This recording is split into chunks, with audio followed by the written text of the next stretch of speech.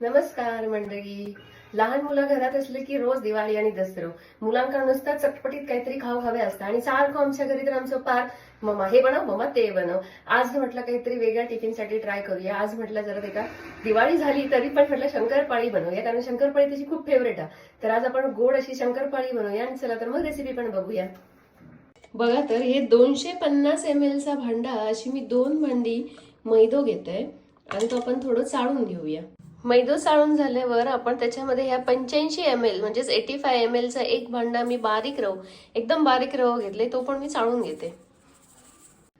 हे बघू शकतास तुम्ही, तेवढाच मी 85 ml होय तेवढाच मी तूप घेतलंय आणि त्या आपण ना थोडा वितळून घेऊया चांगला कडक असा. हे तूप आता आपण वितळून घेऊया चांगला आणि थोडा चांगला मस्त गरम करूया.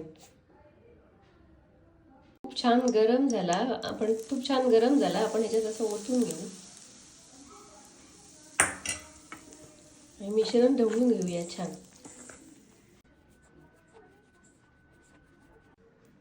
रव्याच्याच भांड्यात मी त्याच्यामध्ये साखर पण टाकतोय.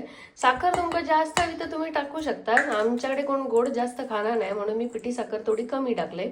आता हे आपण चांगलं मिक्स करूया. आता ह्या आपला मिश्रण सगळा ना दुधामध्ये आपण छान मळून घेऊया. बघू शकतास तुम्ही, हा पीठ आपला चांगला मळून झालेला.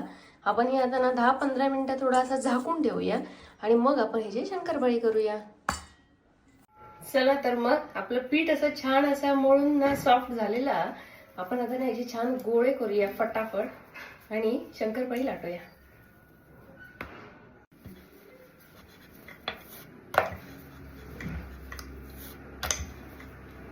बघा तर मग ही अशी ना लाटून झालेली आहे आपली पोळी. आपण आता हे कापूया छानपैकी.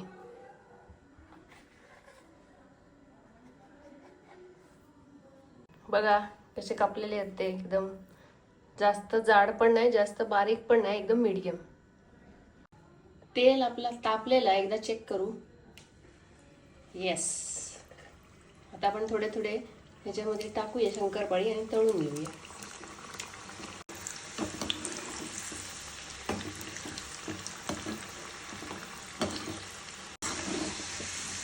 छान अशी आता ना शंकरपाळी आपली भाजली गेली आहे. आपण आता एकाला काढून घेऊया. चला तर मंडळी, आपली शंकरपाळी रेडी झाली आहे. बघा कशी दिसता.